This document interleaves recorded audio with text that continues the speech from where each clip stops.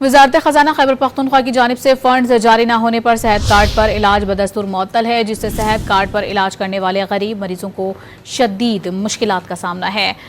Reserve funds ختم ہونے کے باعث مریضوں کا علاج 3 ہفتوں سے بند ہے۔ انشورنس کمپنی کے مطابق صحت کارڈ میں ہر مریض کے لیے 4 لاکھ تک رقم رکھی گئی ہے، لیکن بار بار یاد دہانی کے باوجود وزارت خزانہ ریزرو فنڈز جاری نہیں کر رہے۔